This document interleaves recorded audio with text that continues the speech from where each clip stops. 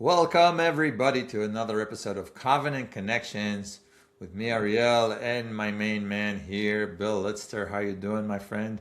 Doing great, Ariel. And we are happy to have this conversation in which we're going to be discussing, well, as much as we can in terms of different personnel, but you wanted to talk about name changes. I also have a few questions for you. I've been learning about Paul recently, and I would love to ask you. But let's start with your main point: the name changes in the Bible. Yeah, there's a few of them, and it's interesting because there is kind of a correlation to some things in the New Testament as well. Abraham was originally, his real name was Abram. I don't know how you say it in Hebrew. Yeah. Sarah was Sarai, right? And so when God made his covenant with Abraham, part of that was changing their name. And I wanted to know if you could explain the significance of what changed in their name. Well, all right. So this appears in the book of Genesis, and this is a direct, I would say, command from God, right? And he says, let me find the exact quote here, the exact verse, and I'll tell you.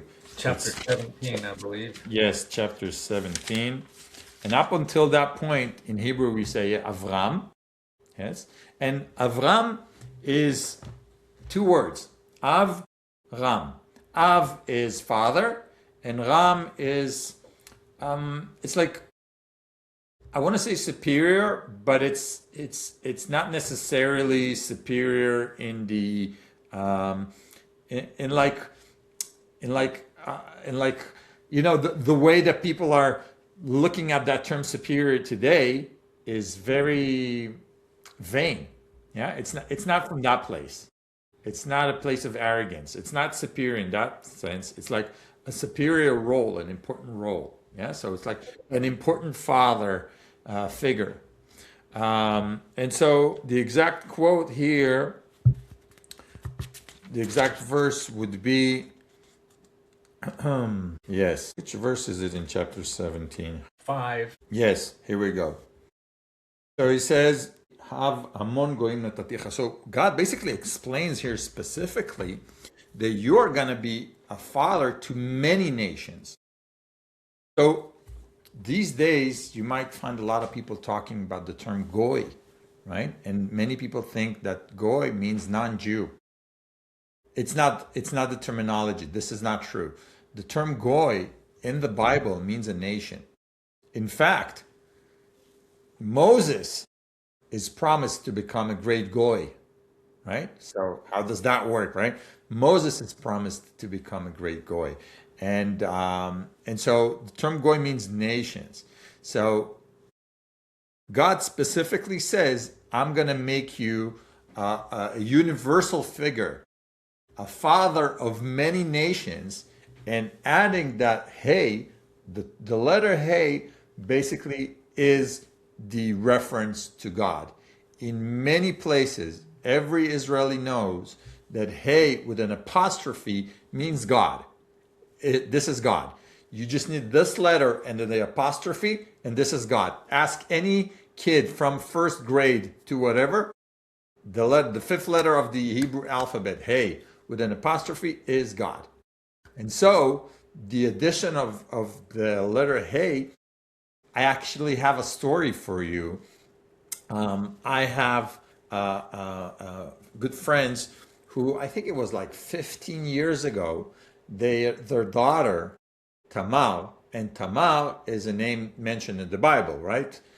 Tamar was the daughter-in-law of Judah, and her name was Tamar, and she was diagnosed with cancer, and she had all sorts of surgeries in the U.S. and many struggles, and we had to fundraise for her, all these things. And then one day her mother decided to change her name from Tamar to Tamara, which basically adds the hey, this the exact thing that Abraham had happened to him. And her name today is Tamara. She's alive and well. She's, I think, 18 today or something like 17 or 18. Yeah, she's a big girl. Everything went away. It's like a good Hollywood story. You know, many people would attribute it to this addition. Yeah, many people would attribute it to the great doctors in the US who took care of her. But everything goes back to the same God, I would say. But a lot of people in Israel do that. When they change the name or add something, they add that specific letter. And this adds a lot of strength to the person. So the fact that a part of God has entered Abraham's name shows and signifies a deep bond between God and Abraham and a part of the covenants with Abraham. It's beautiful. And his wife was Sarai, had the same thing with her, right? Exactly. Exactly. So Sarai, it's like everything that ends with Yud, which is the 10th letter of the alphabet, which is the first letter of the term Israel, is usually a reference to mine. So, for example, if I say, I don't know, et, right, which is pen. If I want to say my pen, I can say eti.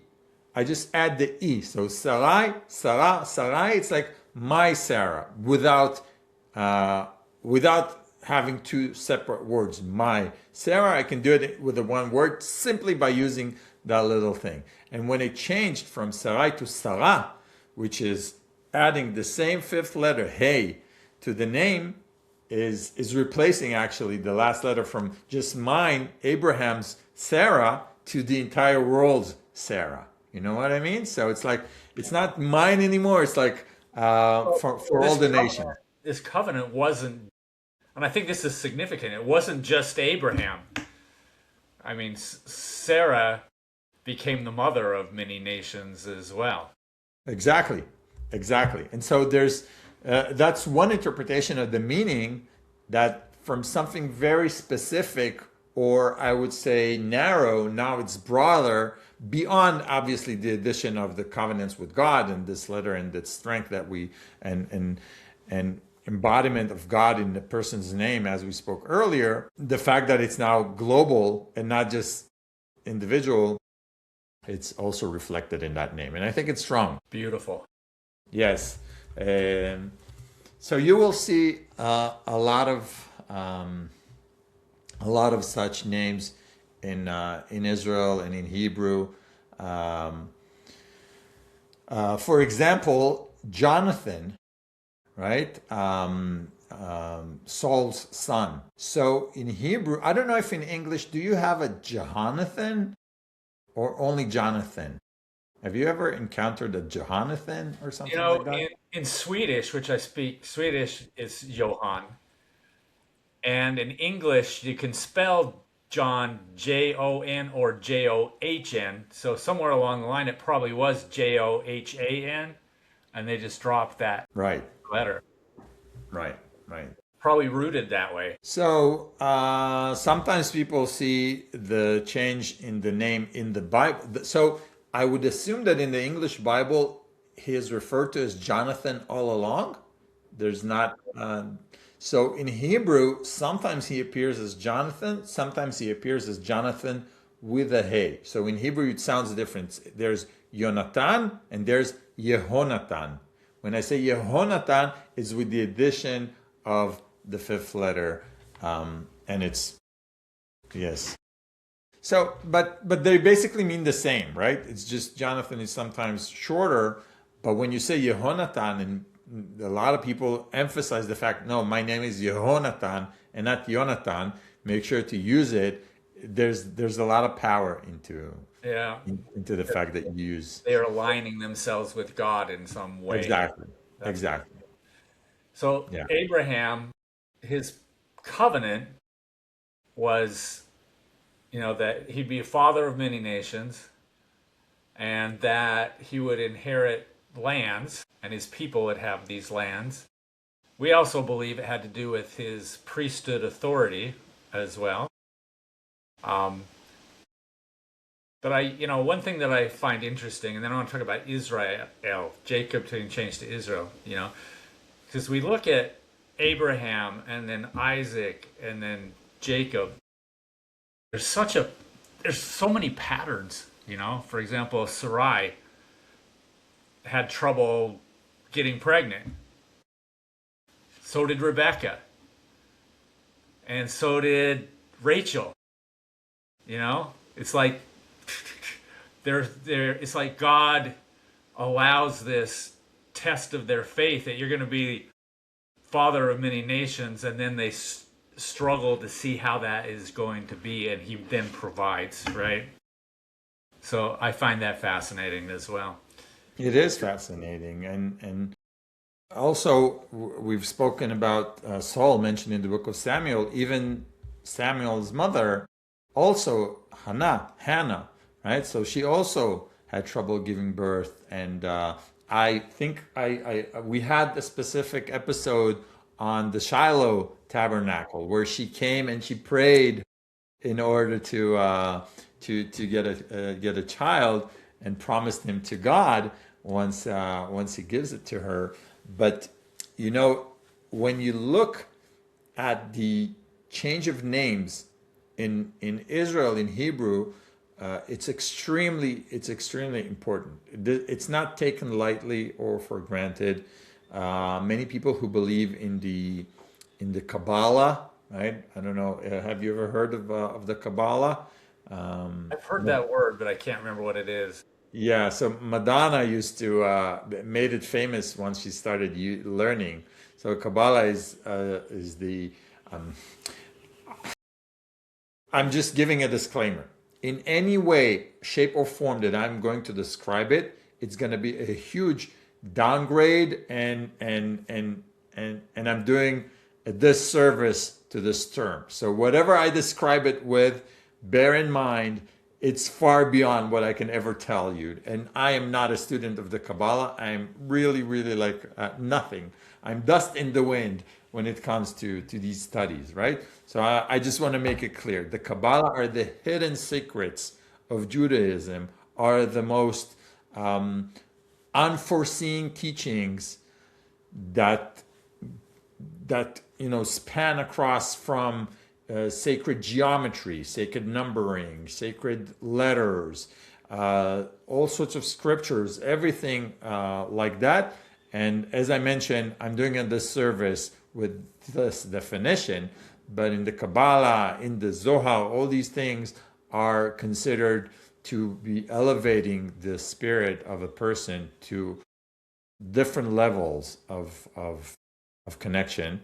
And so changing the name, or using another name, or adding a middle name, or adding a letter to the word, to your name, can change your future. So if you come to a person who teaches Kabbalah, or is learning, or is a scholar of Kabbalah, and you consult with him with regard to your troubles, and he might say, listen, I need you to add this letter to your name.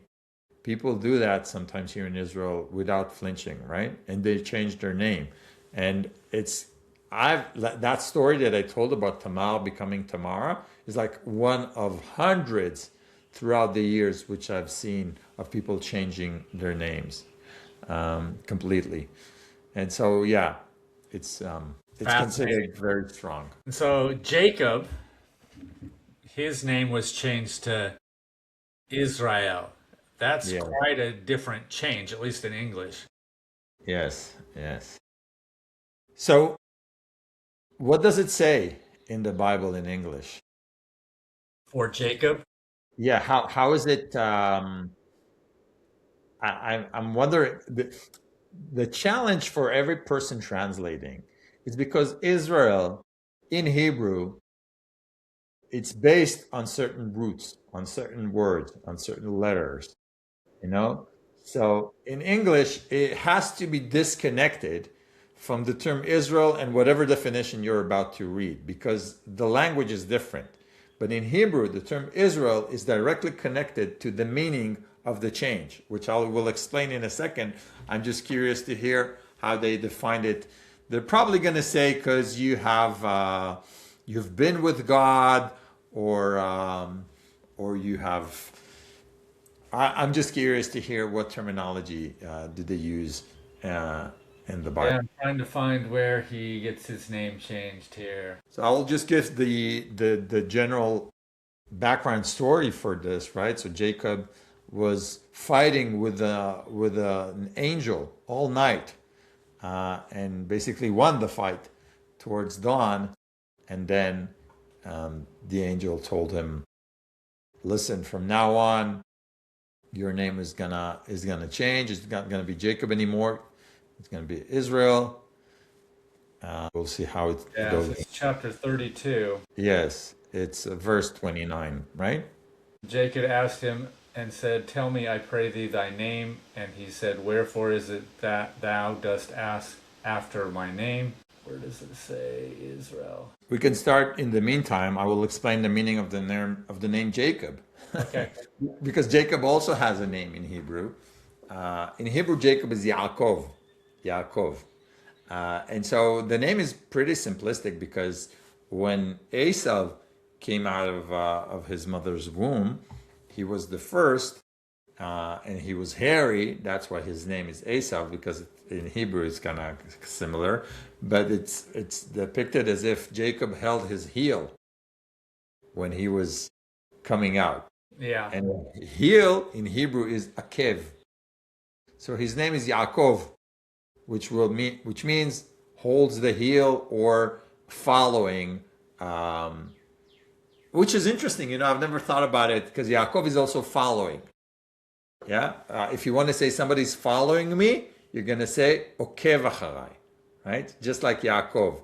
If I want to say he will follow you, I will actually say who Yaakov acharai. He will Jacob you.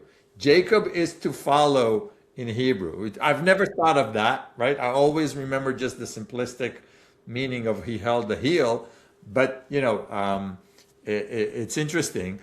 And so from a follower, this is even stronger than I thought, Bill. From a follower, he became Israel. Did you find it, or do you want me I to? found it. It's verse 28. Yeah. And he said, "Thy name shall be called no more Jacob, but Israel. For as a prince hast thou power with God and with men, and hast prevailed." Can you repeat that? As a prince? For as a prince hast thou power with God and with men, and hast prevailed. Please explain that term. Which one? Prince? The prince, yeah. There's a little footnote here. Let me grab that. Because sometimes these translations in English are not great, you know? I'm honestly saying I have no idea how people do that. It is so difficult because I'll tell you the term in Hebrew has so many variations, meanings. I will explain it in a second. I'm just really curious and not envious at all of the person who had to do that because it's tough. Yeah. You know, what we say in our church is that Israel really depicts somebody letting God prevail in their life. So, as a prince hast thou power with God. I guess that means that you are some sort of a ruler, maybe ruler rather than a follower, and has power with God because you prevailed. So the footnote says ruler. The footnote says ruler. The footnote just goes to some other verses. Oh, okay. Who said ruler? You said ruler? I just said ruler. Oh, you said ruler because it's a very good term to describe what's written in Hebrew, by the way. Right? Oh, Okay. So we have to realize that, and now we're dealing with terminology. It's very difficult, and we have to be very cautious of how and where we say it because we are talking directly about the relationship with God in that specific situation with Jacob. In Hebrew, it says, im Elohim. Sarita is the same Israel. It sounds similar. It comes from the same term. In Hebrew, if you want to say minister of finance, you say Sar Autzar, right? Sar. Sar is the minister in the government. It's the same Sar from Israel. It's the same style from Sarita, which means you have gained power, or you have it's kind of, yeah, you have power now. Authority, power, yeah. Yes. So you now have power with God, right? But also sometimes people say that Israel is also kind of being straight with God, being aligned with God, right? It's also that. That's why I'm saying it's very difficult to find the exact translation. But basically, what it means at the end of the day, if we summarize it all, is the ability of Jacob from now on to act together both in the spiritual world and the human world, because he explicitly said, Sarita im Elohim ve'im anashim, and you'll be capable, which means you have now with, I will say rule for now, right? You have ruled with God and with people. You will be able to do this thing. You will be able to act both in the spiritual and in the human realm. You will be able to balance faith, spirituality with reality, and you are no longer a man, you are from now on a people, right? And it's interesting. And the funny or interesting thing is that unlike other places in the Bible, the name Jacob did not disappear altogether from now on. You will find it later on, even though the name was explicitly changed. Yeah, so there's like a transition. Sometimes. Sorry? They still call him Jacob later on sometimes. Right, exactly. So I actually think, it comes to show you that there's no easy way to transform a person from a follower to a leader, but there is something here that I have to be honest, I've never paid attention to the fact that Jacob means follower in a sense, and Israel means leader, because you're now ruling. Yeah. And if you read those verses, it's very similar to Abraham. He gives Jacob those same covenant blessings, and promises him the same things. And this is years and years later. And I think that's been the story of the Jews forever, hasn't it? They're promised a land. They have a hard time getting there. They get kicked out. They come back. They get kicked out. They come back over and over and over again. Yeah, yeah. It's interesting because I have to tell you, I was away with my family for a weekend, and we were sitting at this restaurant. And there was a table next to us with a lot of chairs, empty chairs, but two women sat on it, and they were waiting probably for a company of people to arrive. And then this woman shows up with her husband and kids, and she starts yelling and screaming. And then she comes and hugs these women, but she hugs them, embraces them so strongly. Her head is over here. She's sobbing. She's crying. It was such an emotional moment. And I'm thinking to myself, you don't know these people, right? And I get emotional, and the entire restaurant is silent watching this, and everybody's emotional simply by seeing two women hugging and crying. And you have no idea why, right? You realize that they haven't seen each other for a while, and they probably have some sort of a strong connection, but that's it, right? And so after they finish and they sit down, and my wife has the Israeli chutzpah, the nerve to ask, we're curious, what's this? You're never going to see this in the U.S., right? But in Israel, you will see this, because we do feel like brothers and sisters. And she felt like open enough to ask her, so what's the story? And she said, those are my sisters. I haven't seen them for so long, and this is my birthday, and I was not expecting them to be here, and suddenly they're here. Because mind you, this was not in the center of Israel. This was in Eilat, the most southern city in Israel is Eilat. Like, people don't get there. You don't expect, if you go with your family there, you don't expect to see anybody else from your family, because it's a 5-hour drive from the Tel Aviv area, which is nothing in your terms, but for us it's a big deal, right?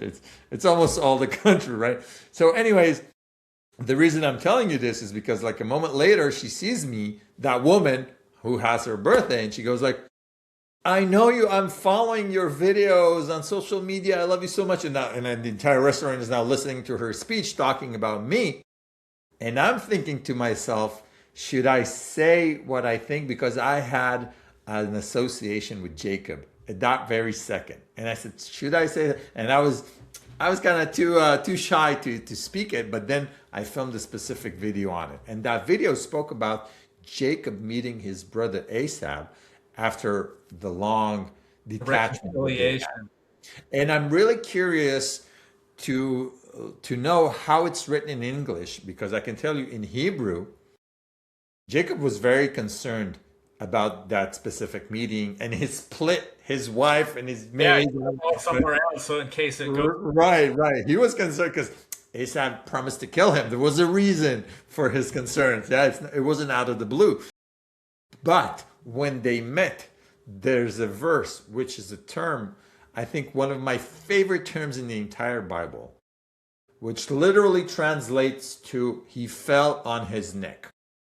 Esau fell on Jacob's neck. I'm just curious to see how it was translated to Hebrew. That's the literal meaning. But even when I say it like that, in Hebrew it sounds better than just fell on his neck. But when you hear it, you understand the emotional baggage that's reflected in that specific embrace, the way it is described, falling on somebody's neck, right? Yeah, we use that term. Yeah, falling on somebody's neck, Yeah. specifically like that. We do, and I don't know which verse it is that we could find that particular one, but that phrase is used. That he fell on his neck. It's that emotional connection. It's in Genesis 33. I think it's in verse 4. See if you can find it. Yeah, and Esau ran to meet him and embraced him and fell on his neck and kissed him, and they wept. So fell on his neck indeed. So 3 little words, fell in Hebrew, nafal al tzavaro, in English 4 maybe, fell on his neck. But you know exactly how it looks because you can imagine it. The fact that he fell, the falling shows like you accumulate those feelings, whatever it might be, longing or missing him, loving him at the end of the day, and everything comes out, bursting out of you, and you basically collapse on a person. And that's what I saw in that specific interaction with those 2 ladies. And that's what everybody saw. I get the shivers just talking about it. And that's why, people are eating. Who cares what other people are doing? No, you are watching a divine connection between 2 humans. You have no idea what's going on, and you feel it, and it's described in that specific verse between Jacob and Esau. And later, by the way, the same term comes back when Jacob meets Joseph after all these years in Egypt. It uses the same term. And I find it absolutely mesmerizing and amazing and emotional to me, and I love it. Yeah, that's fantastic. That was my speech. Well, thank you. And you had some questions. You want to spend a couple minutes on yours? Yes. I want to ask you about Paul and the different letters. I actually don't know the order in which they were written. The Corinthians, the Galatians, the Romans. No, what's interesting is a lot of people get confused about that because they actually put them in the New Testament from largest to smallest. So the longest, rather than chronologically. Yeah, so they're longest to, and then decreasingly shorter, which is why you get down into the last, John is all, and Jude are really small. Which is very interesting, because the Quran is also organized from largest to smallest. Really? Yeah, except for the first one, which is the opening surah, Al-Fatiha. All the other ones are from the longest to the shortest one. It's interesting that was a decision. Do you have any idea why it was like that? I don't know. 500 years before the Quran, or 200 or 300, but yeah. So I wanted to ask you, there was a story, and forgive me for not remembering who and why. I think it was the Galatians that they made people get circumcised and do all sorts of all the commandments that we Jews still do up until this day. And Paul got I don't know if he got angry, if that's the term, but Paul said, no, when you do that, you basically dismiss Jesus' sacrifice on the cross. Am I depicting it correctly? Yeah, and I think what Paul was saying there is, well, I was just reading this morning something that is analogous to that. When God is telling Moses about going into the promised land, and he says, but you can't mix with them, and because you'll take on their idol worship and you'll become a corrupted people, right? I think what Paul, I believe, is talking about here is circumcision was the law, but in the new law, it's not required. But people were doing it anyway. And were they doing it because they're still connected to another way, or and not really adopting the new way? That's what I think it was. Because, in the world then and now, circumcision doesn't necessarily mean you're Jewish or you're following. It's just something that people do, right? But when it's part of almost a covenant, which it kind of is, that's what Paul's talking about is, that's not part of what we worship. We worship the sacrifice of Christ. So don't confuse your worship with another belief system from the one we have now. So I just want to ask this. So I wonder whether, according to Christianity, fulfilling the commandments that were present before the time of Jesus, which I think nobody in the Christian world disputes that was the law, and you had to do that and everything. Right. The question starts after Jesus' sacrifice and resurrection, whether if you still do these commandments, is it simply redundant according to Christianity? Or, as I understood it from Paul's teachings, whether you need to cease or stop doing it because you're basically dismissing Jesus' sacrifice by doing it. Right. And, there are some things that were very specifically stopped. Sacrifice of animals, for example. Jesus was the final sacrifice that fulfilled that law. So every sacrifice that was done was in similitude of that one.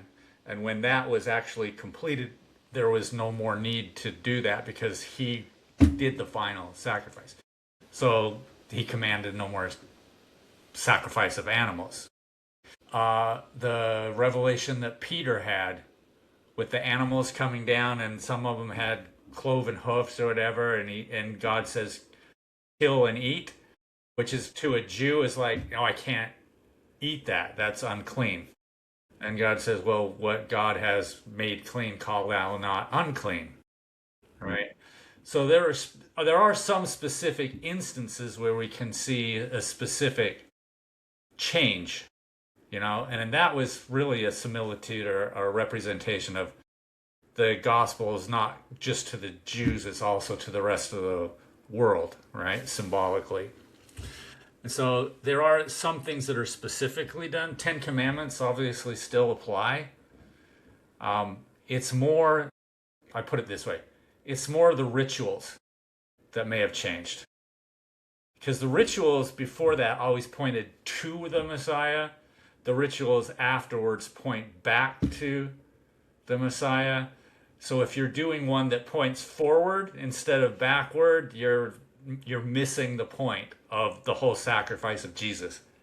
Does that make sense? It does make sense, yeah. It's interesting because many of the rituals and the commandments that we fulfill up until this day are not meant to bring upon a Messiah necessarily, but rather allow a direct connection to God. So we've spoken in a previous episode about the tefillin, right? The thing that you wrap around your hand and your head it's like a direct WhatsApp conversation with God. Like it's you and him, you have a direct. So all these rituals basically I would say, allow you to elevate yourself in such a hectic world into a higher spiritual level. I would call it this way. You know, it's just again my interpretation, my stuff. Well, I think I think that's a valid interpretation. I don't think God looks down on anything like that. You know, last night I went to the temple for our church. I sent you some things about that, and we've talked about that before. But to me, when I want to be closer to God and feel that connection, I go to the temple, which is like the tabernacle of the Jewish time, right? Because that's the house of God, and it's a way to be closer to Him. I wear ritualistic clothing to remind me and bring me closer to God. So, in a lot of ways, it's the same principle, just a different way of manifesting it, if that makes sense. beautiful. I think we had an awesome episode, if I may say so. Yeah, I think it's great. I think it was Great, great. great, great. I appreciate your insight into Hebrew. It makes a big difference, you know? Yeah, I love it. Fascinating. I love Fascinating. it. Yeah, and I'm also very curious also to learn about the different translations. Um, it's I think it's vital to understand that not all the translations of the Bible are also the same. I've No, had this no. experience with the Quran, that I was learning the translation into English and Hebrew, specifically Hebrew. And then this one very knowledgeable scholar told me the problem with the Hebrew Quran, he says, that it was translated by academic personnel. And so the language is it's sometimes very clean and not the exact translation of the Arabic word. And I had to go find other translations and also consult with other people. And then really a whole world opens up to you when you realize the word that is actually being used. Absolutely. We Yeah. have that So, with the Bible. There's, many, many different translations, and they'll do it a little bit differently, and you kind of have to put a bunch of them together or talk to a good friend who actually can read the Hebrew and tell you how that really relates, you know? Because sometimes it's absolutely. not really good. Yeah. Yeah. So, Sometimes it's not really good, but sometimes I feel for the person who was like, how the hell am I going to translate this word? I yeah, can actually feel it. yeah. All right, my friend. Thank you very much. We will see you all in our next episode as well. Thank you. Bye bye.